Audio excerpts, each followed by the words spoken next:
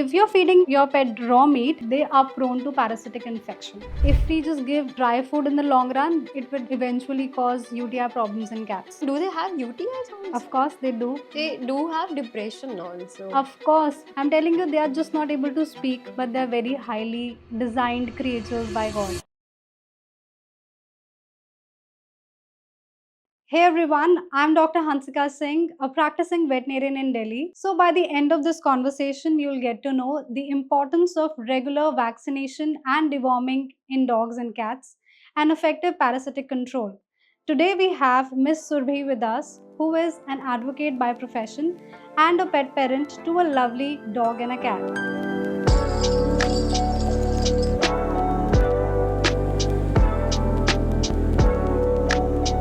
So, Surbhi, tell me honestly, what do you feel about these preventive measures like vaccines, deworming, anti-tick meds?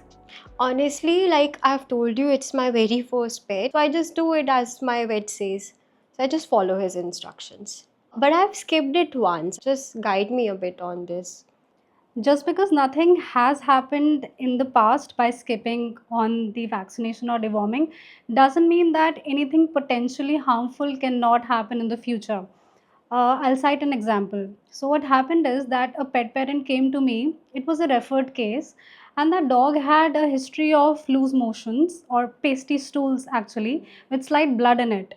They came with x rays, ultrasounds, and blood reports. They were all fairly normal. But one test which the doctor didn't do was the stool test. What was the breed? It was actually your Goofy's, your pet's Oh, breed. Goldie. Yes, it was Golden Retriever. So I went ahead with the stool test, and you won't believe, actually, the stool test came positive for a parasite. I dewormed the dog exactly against that parasite. Of course, not just one deworming, but multiple dewormings had to be done uh, during some period, and the pet got so much better. But what's important to understand what got that pet into this condition? It was the missed deworming dosages. Right. So it's important to regularly deworm and vaccinate the pets, and that is why I can't stress on this enough. Also, there's one thing that I want to ask.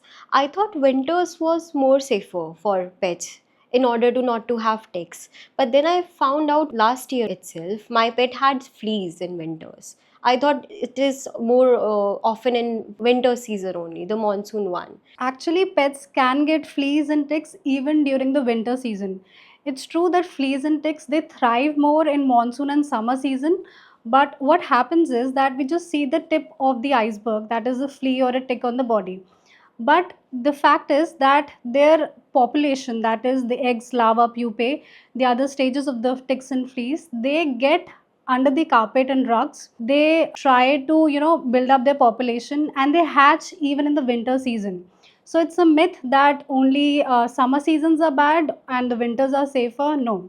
And another important thing is that flea infection can also come through the household pests like rats and mites. Okay, they can easily transfer these fleas to our pets. So these are the indoor sources how a pet can get fleas.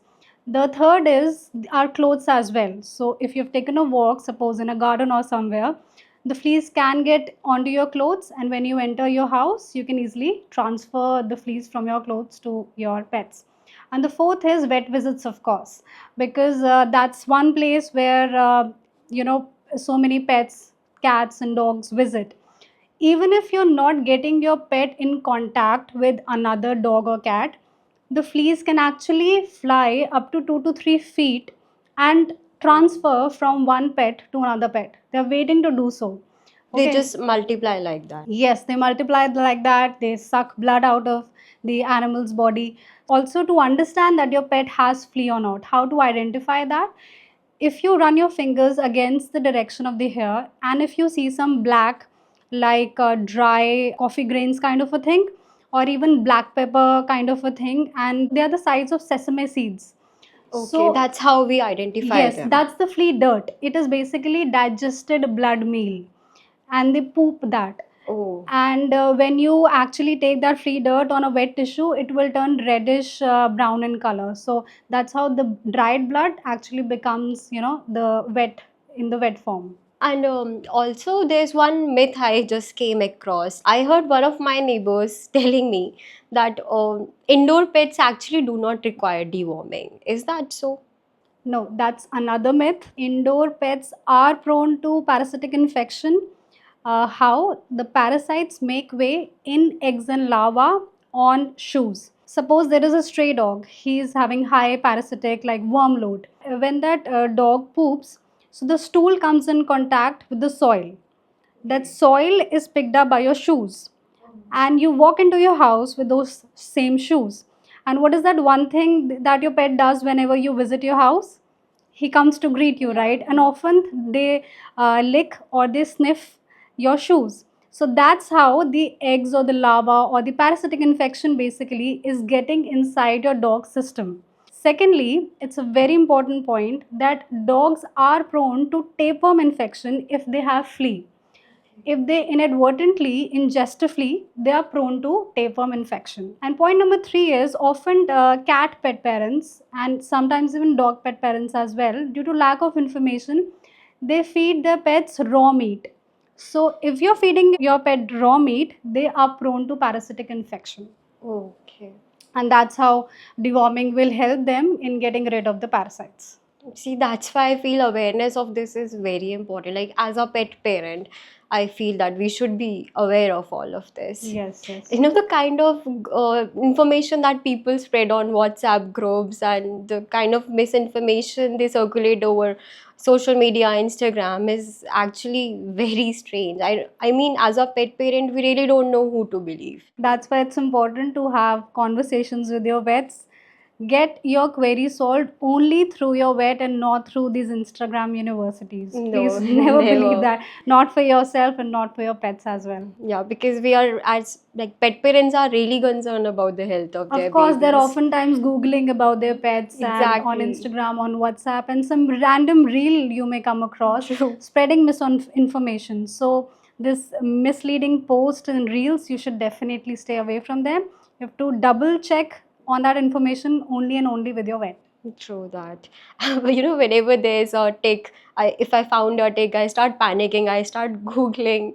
I don't really just know what to do, so it's better to trust your vet. There's also one more thing that I want to ask. There's just myth, you know, just that dog licking can actually be dangerous for the health of pet owner, especially if you have wounds. I really don't know if I should, you know, keep my pet close to me if he's licking me. See, in terms of hygiene aspect, definitely you must, wash your hands, especially you're covered with dog's saliva, because a dog or a cat's mouth, for that matter, they harbor a lot of bacteria in their mouth. So, especially women who are pregnant and immunocompromised people and elderly people as well, if they have a scratch on their hand, like the skin barrier is compromised and a pet licks it. Okay, especially when your pet is non-vaccinated. Mhm. Okay, in that case, you must definitely wash your hand first of all. That's the first step. And secondly, do consider getting the vaccination. It's a myth that only a bite can cause rabies. No, even a scratch can cause rabies, because ultimately it's about that virus making way through your bloodstream and the nervous system. It can be even through the bite and it can be even through the scratch as well. And can it be fatal? Of course, rabies is fatal. There is no cure to it. In India, we have only Goa is the only state which is rabies free, but the prevalence of rabies is very much in the other states of India. Tell me one more thing, like the ticks and the flea season is still on. What anti-tick measures you're taking for your pet Goofy? I just get the vaccine shots done, and there are also tick-free shampoos that I use for my pet. I think it's Neems, as per. Vaccines are different. Ticks are basically the parasites. The vaccines will take care of the viruses and bacteria part, but the anti-tick measures have to be done in order to save your pet from the ticks. So also one more thing, like you mentioned about the shampoo. Right. Shampoo, it will take care about the ticks present on the body at the time of bathing, but it will not prevent the ticks on the body of the pet In the long run? in the long run. Exactly. Okay. So if your dog has ticks on the body, you can definitely prefer an anti-tick shampoo over a regular shampoo for sure. Also, there is a method how do you use a shampoo. While you're bathing your pet, you mix the shampoo in water and apply it thoroughly on the body of the pet.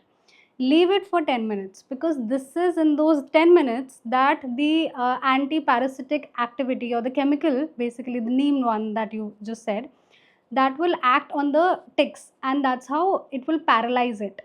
Oh, And okay. when you rinse your pet, or when you actually comb it, the paralyzed ticks will get off the body of the pet. But you need to understand here that there are so many options available in the market against the ticks as well. Just to mention a few, there are injections available, there are tablets available for 1 month, for 3 months. Okay. There are It's like a shampoos. vaccine and shots are the same thing. If you're using the term vaccine, that is for viruses and the bacteria. So instead, you can say injections. That would Okay, actually make okay. a lot more sense. So injections are different. You can get the anti-tick injections as well. There are sprays as well. There are powders. There are collars, and yes, shampoos. Of course, they are there. But for the long run, all these things, the shampoos and the powders, they are better options. This is very new to me because as of now, I was just using as a regular shampoo. I would just, put it over the coat of my pet and then just rub it all over his body like that. I was not, keeping it for 10 or 5 minutes, just Yes. using it as a regular one.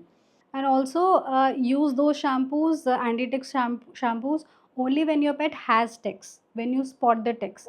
Otherwise, It's not like we are using it monthly whenever he wants to take shower. no, they are not a replacement for regular shampoos, because of course they contain chemicals. The Okay, so regular, it's not an alternative to it. no, no, no, it's not an alternative, because regular shampoos, they contain aloe vera and oatmeal. That's for making the skin of the pet more smoother and shinier. But in the long run, if you use these anti-tick shampoos, it might make the coat of your pet a little dull, because ultimately it has chemicals in it Right, right. against parasites. So yeah, regarding the chemicals, do you have some ingredients right now in mind which you could suggest me before buying shampoos? Look out for cypermethrin salt. Ivermectin can be there. Neem oil, of course. What happens is that how do pet get maggots? That's another parasite, right?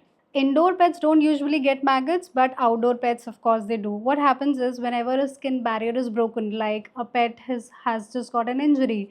So, especially during the monsoon seasons, the flies, they come over that wound, they lay their eggs, and those eggs, they hatch into these maggots. The maggots, they primarily need a fresh wound. So, they keep on eating up that flesh, and it becomes a big wound, and eventually it leads to septicemia, and of course the death of the animal if not taken care in time. Some I have seen in my clinic, some maggot cases come, the eyes have been eaten up, the brain has been eaten up. I have seen such sad cases. Most of them make through, but especially some pets who are undergoing some other illnesses, or they are old age dogs, they're not able to make it. I really start panicking whenever I see any maggots on any, even on any stray dog's bodies. So I just really don't know what to do. I just take out my spray and I run after them to spray that thing all over their body. But then they start, getting away from me even when I go to feed them. Yes, So I so have to exactly. build that trust. Not just feeding, taking care that whatever dog that you're feeding, is he well or not? Has he got a small wound? Because again, the small wound can lead to the maggoted wound, and so much more problems it can cause. Like I said about the anti-tick medications and all of that, the same applies to the fleas as well. And in cats, like you mentioned, you have a cat, and we're talking about the parasites. So cats are more predisposed to flea infection than tick infection. I am a new pet owner right now. It's just been a month and we are just planning on to get her vaccinated. So, how old is she? I think she would be around 2, 3 months. So, since she has turned approximately 2 months of age already, you should get her vaccinated, and that's the core vaccine. Okay, that's a non negotiable vaccine. So, that you should definitely get it done. And We start actually at 2 months of age. Okay, that's called TRICAT vaccine. It protects against three viruses. They affect different systems of the body and can lead to lethalities in cats. Okay, if you're skipping on these vaccines. So I read three shots are given, one vaccine primary dose and two shots after a month interval. And another vaccine, that's again a core vaccine that has to be done, that's rabies vaccine. Of course, we all know of that. So rabies vaccine is given at the age of 3 months of age. Even before the vaccine, it's better that you get her dewormed. So deworming prior to vaccine is very important. She's not dewormed yet, right? No, no, not yet. She is very new to us. She just started coming to us. We started giving him food, and she just got very familiar with Goofy, which is very rare. I mean, a cat and a dog together. The case here is that Goofy is scared of the cat, and the cat is not. So if she, asks for attention, and she is, thirsty and hungry all the time. Thirsty and hungry. How All the many times are time. you She's feeding her? very noisy. Whenever she sees the food, she gets on it. I would advise you to feed her more often. It should be approximately like 5 to 6 or 7 to 8 times. A day? Yes, because cats like to have small bits numerous times a day. Okay, okay. Because cats are actually wild feline, right? Yeah. They have inherited the genes from that. So that's why they like to have small, bits of the prey that they hunt on. So that's one thing. Again, they're from cat families, Yes. so it's their tendency. Most of the time, she is sleeping, but the time when she's not sleeping, either she's eating or, having water. Most of the times I've seen that cats, they don't like having water from their bowl. They like running water, like from the tap or somewhere. Okay. Because when they were in the the jungles and the forest area, they like to have water from the running sources. Also because they have trust issues. Okay. So in any stagnant water, they would have trust issues that it's not safe for me. So that's why they like running water. But you're lucky that your pet actually easily has water. So yeah, we are planning to get her vaccinated maybe next week only. Often there is a mite infection in cats, in kittens Okay. especially those who have lived in unhygienic places earlier. This particularly pertains to stray cats, and often when you get from the breeders who are not reliable. So due to this mite infestation, they often lose their hair around their eyes. Okay, and they have frequent dirt in their ears. Like you clean it today, and after 2 days you'll have dirt again in the ears. And pet parents are often confused why it's happening, because they don't know that the pet is actually suffering from mite, and that mite is not seen from the naked eye like ticks and fleas are. Mites are only microscopically seen.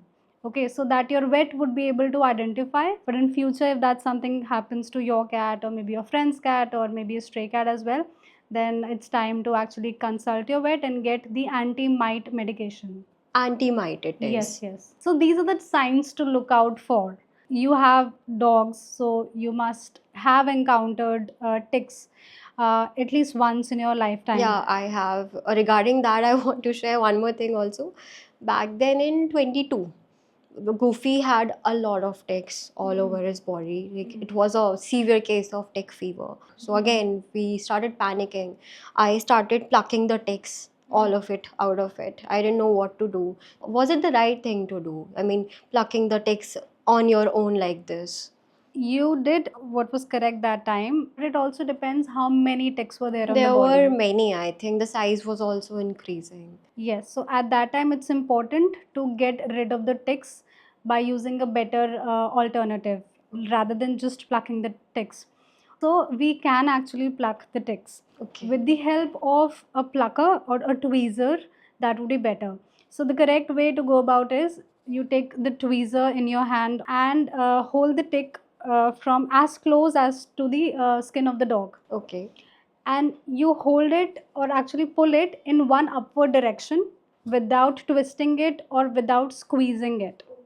Because when you squeeze it, it will actually regurgitate its toxic contents into the host's body.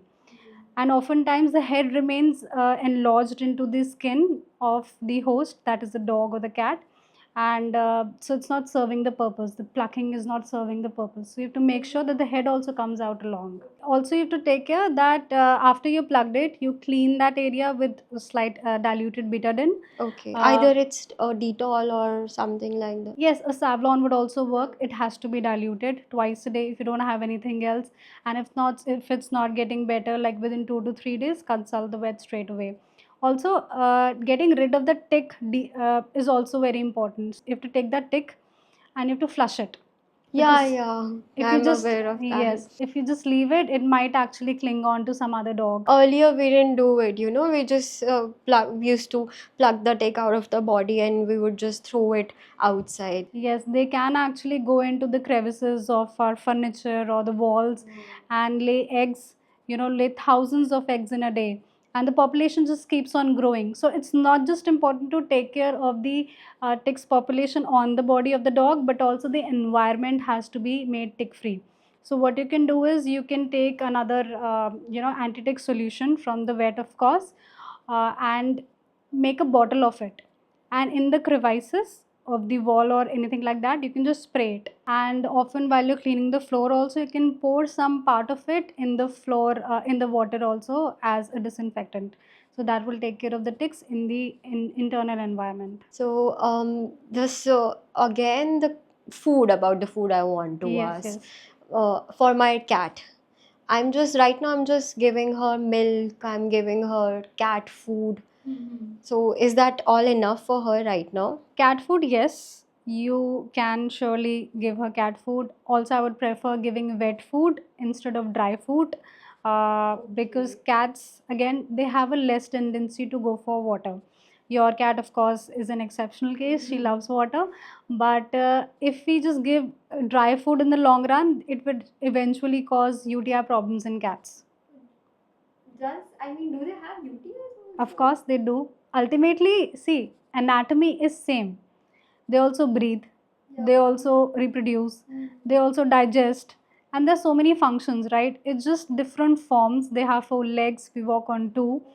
But all the problems that we go through, actually, I come across these expressions a lot from the pet parents, that do cats or dogs, do they have fever, as basic as this question, or do they even have diabetes, do they also have cancers, and so many questions like that, like pancreatitis and UTIs. And They do have depression also. of course, because they are, I'm telling you, they are just not able to speak, but they are very highly designed creatures by God.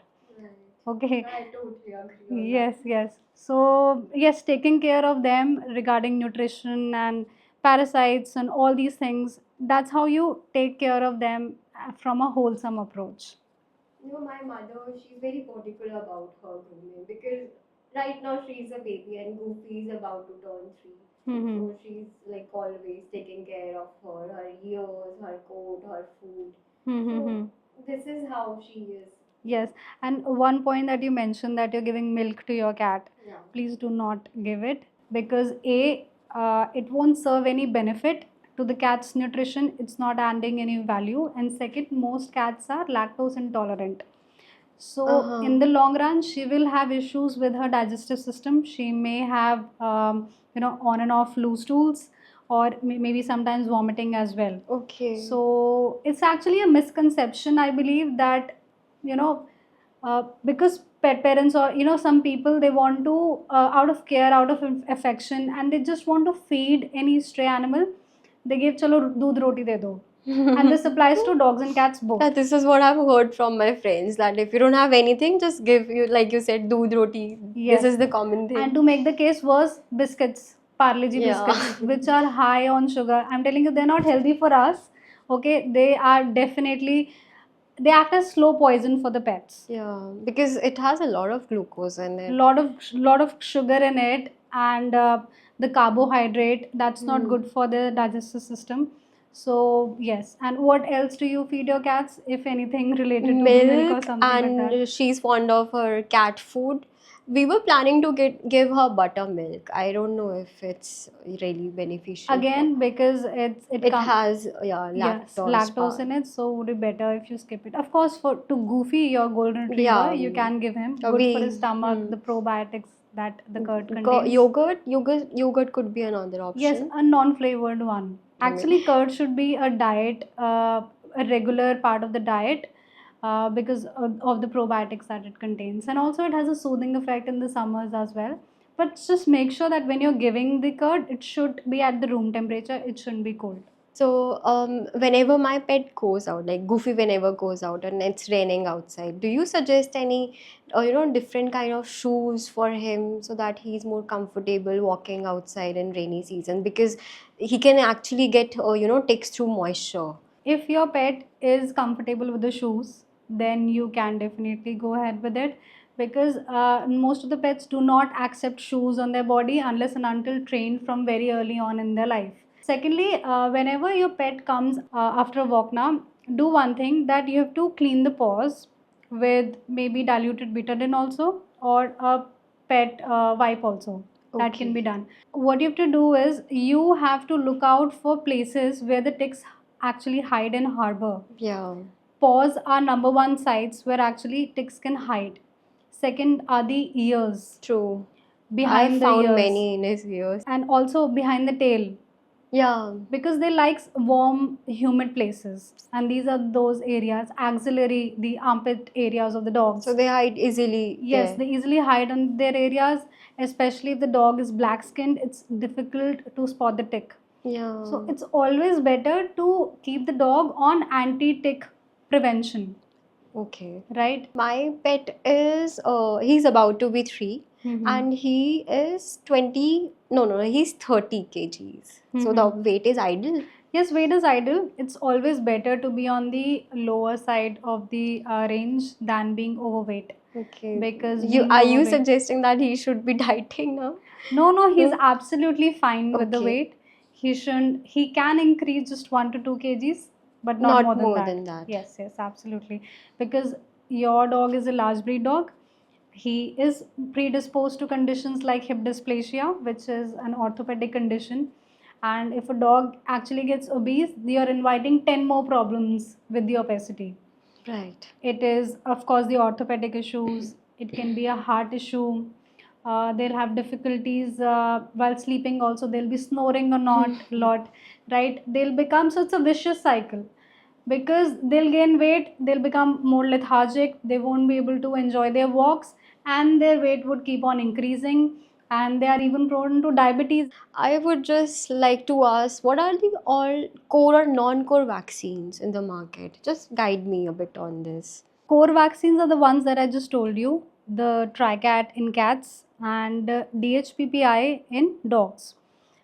The common between both of them is rabies vaccine, of course, that is a non negotiable vaccine. All of these, in fact, are. But the non core vaccine in dogs are one kennel cough vaccine, which goes intranasally. The one that you told me about earlier.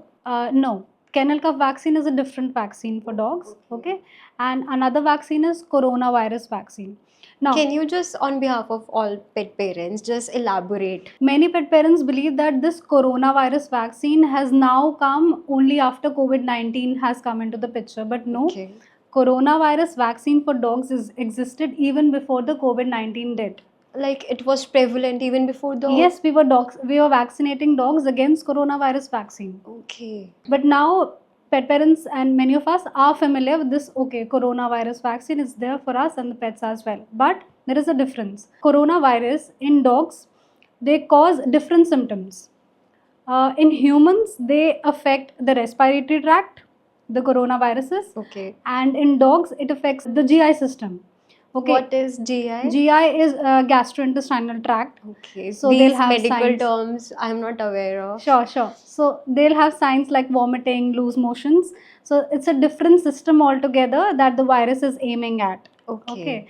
So, and kennel cough vaccine is important because sometimes if we see dogs, stray dogs. As the name suggests, is it for kennel cough is for coughing or what? Exactly, that's the primary sign that the pet will show when he is not vaccinated against the kennel cough vaccine. So it's important to get that vaccine also done, although it's a non-core vaccine, but still I would like to stress on this vaccine because otherwise your pet would show symptoms, and pets actually they do cough due to several other reasons as well, but kennel cough vaccination failure or not having the vaccine done is one of the reasons for it. Okay, so yeah, these vaccines are non-negotiable, like you mentioned earlier.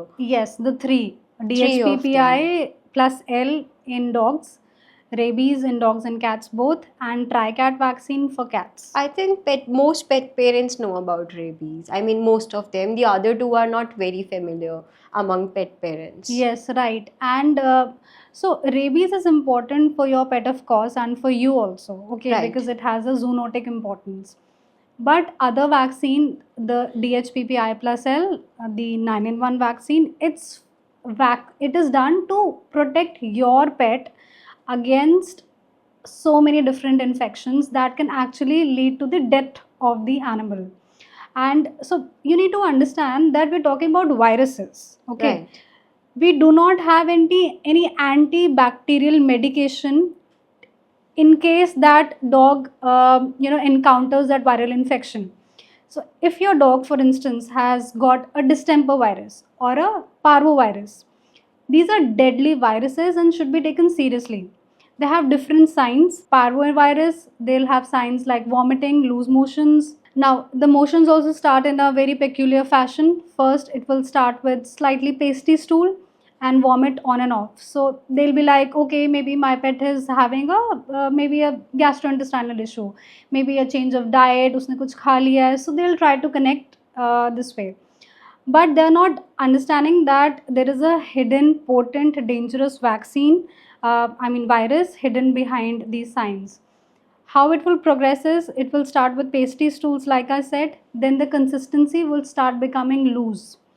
Okay, it will actually turn into proper loose motions. Like humans have. Yes, and to make conditions worse, you will see blood in the loose motions as well. Oh, that would be the worst case scenario. Yes, yes. You'll actually see fresh blood, and the stench is very peculiar. It is very actually unbearable. Okay, Okay. if you're sitting in a room like this, and if a dog has parvo infected dog, he has just passed stools, you won't be able to sit. So that's how you are able to kind of guess. That's how the guesswork is done. That That's how yes, we're able to identify whether our yes, pets have it or not. have it or not. And pets land up in this condition when they're not vaccinated against the parvo and distemper vaccine. So that's one of the main drawbacks of not Yes, getting. yes. And in case of uh, distemper virus dogs would have signs. Again, gastrointestinal signs are there, but also signs of respiratory tract. Like you'll They'll see have like breathing problems. breathing problems. Yes, they'll have discharges from the eyes. They have discharges from the nose as well. They are thick discharges like we have in our cold, Okay. right? Oh, okay. Yes. So, and sometimes they will even cough as well. So, it's called a hard pad disease. So, if you see their paws, they'll become quite hard, and otherwise they should be soft, right, for puppies. So, it's called a Okay. hard pad disease as well. So, these are actually the signs. And again, coming back to the treatment point, like I was saying, we are not using any antiviral drugs to protect the dog who has landed in this position. Ultimately, it's pet's immunity that will decide whether the pet is able to survive or not, and the condition and the stage actually in which it was brought to the clinic. If your pet was brought to the clinic early on when it just started having vomiting and loose stools haven't really come into the picture, and that time if it is diagnosed, we can still be able to save the life of the pet, rather than like if we talk about distemper, eventually the pet may have seizures as well. Yeah, I was going to ask it, like, what are the signs if to identify if my dog has seizures? Yes. I'm very new to it. Luckily, my pet never had it. Yes, yes. So seizures, of course, they're a plethora of conditions in which a pet might have seizures, but distemper is one of them. Your dog won't have it because you have Touch wood. vaccinated your dog. So due to this reason, your pet is very, very unlikely to have these signs or contract this virus. So yes, again stressing it, I say that so emphatically all the time. It's very, very important to go ahead with the vaccines, not just rabies vaccines. Of course, it will protect you and your pet, but these core vaccines as well. Tricat vaccine for cats, because cats are a different creature altogether. A, they are so sensitive. Okay. B, they hide their signs. dogs can still show signs. Okay, they'll stop eating, they'll hide, they'll hide their own in their Cats own won't be space. that expressive. Yes, so, means not often you'll see a cat, having signs like loose motions or vomiting, Okay. unless and until they are going through something like serious injury, internal problem, right? So it's important to be able to diagnose that in the first place and save your pet from these So conditions by are we regularly saying in vaccinating. comparison to dogs, cats are less prone to have these kind of No, no, no. diseases? No? Cats are very actually equally likely to have these infections, more so because cats, not every cat is an indoor cat. Right. Cat can have an easy escape outside your house, come back, and you might not even get to know about it. Okay. Right. And you don't know in those 5 to 10 minutes, it might have encountered a stray dog or a cat. That animal might be suffering from any disease, say rabies, or any of the other viruses that cats contract from one cat to another. And it can come to the house, and within the next 10 to 15 days can start showing signs, and you just keep on wondering what the hell just happened. And they are so sensitive creatures, not every time we are able to save cats, especially when they uh, when they contract such viruses.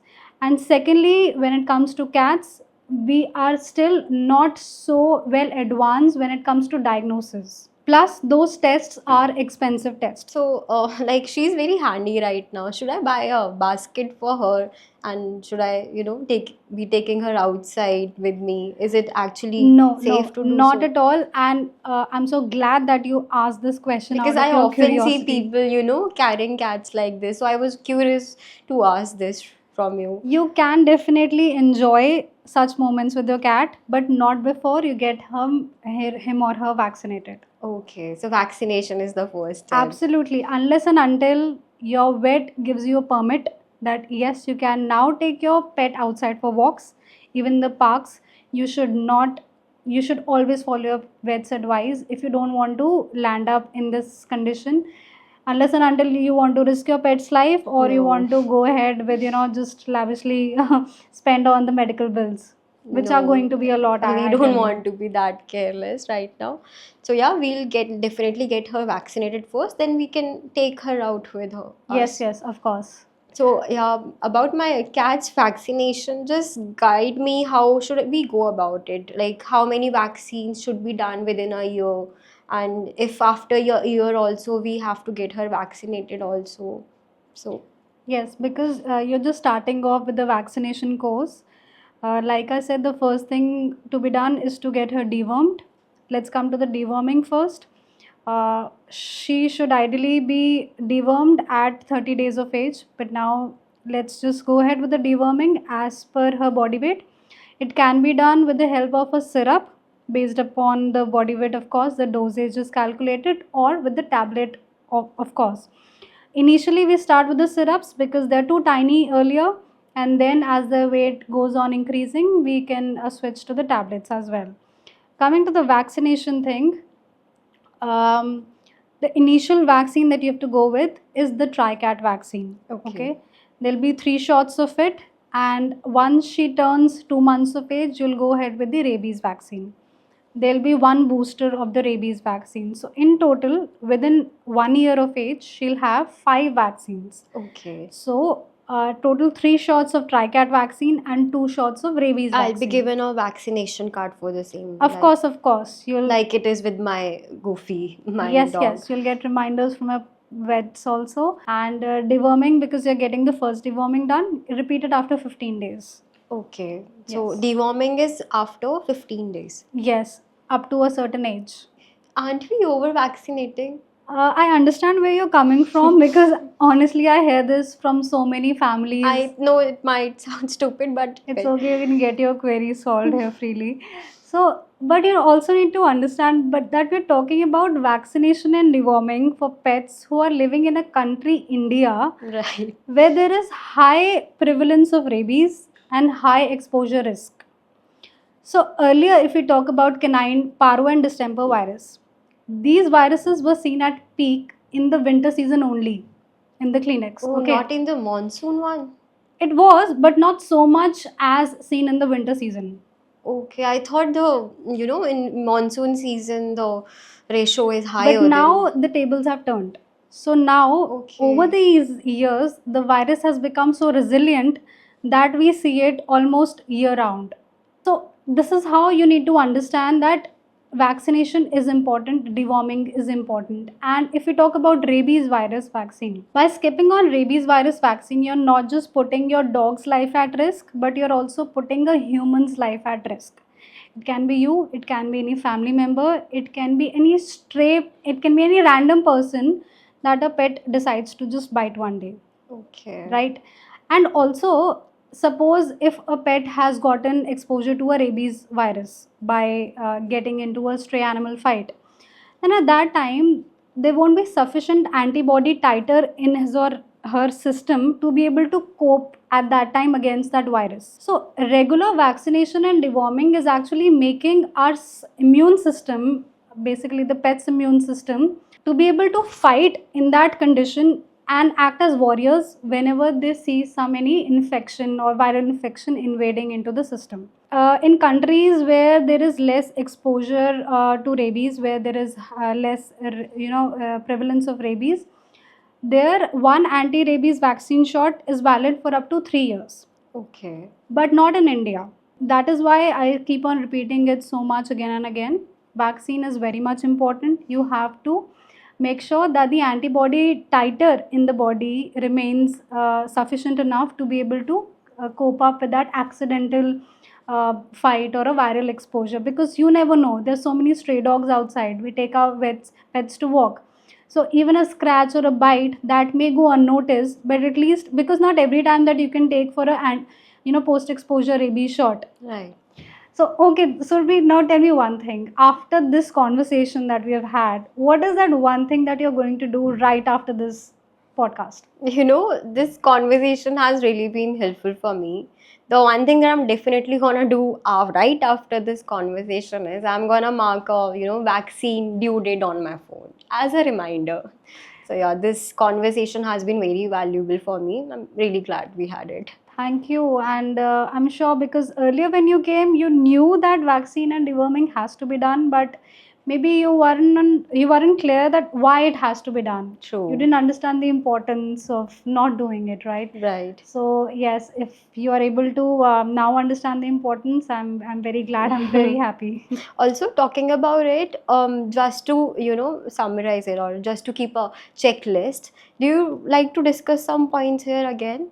So, if you talk about parasites, it's actually a huge topic. But just to crisp that down, we have two types of parasites: ectoparasites and endoparasites. As the Okay. name suggests, ecto means present outside the Hmm. body of the animal. Here we have ticks, fleas, mites. Ticks and fleas are very common, more so in dogs, and fleas are particularly seen in cats mostly. Mites we are not able to see with the help of naked eye, so that's microscopic, right? And if we talk about endoparasites, we have so many worms. We have hookworms, tapeworms, whipworms, and maintaining a proper cycle against those worms, proper deworming cycle should be maintained.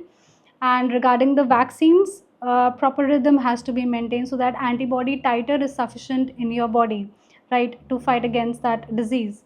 So that's one thing.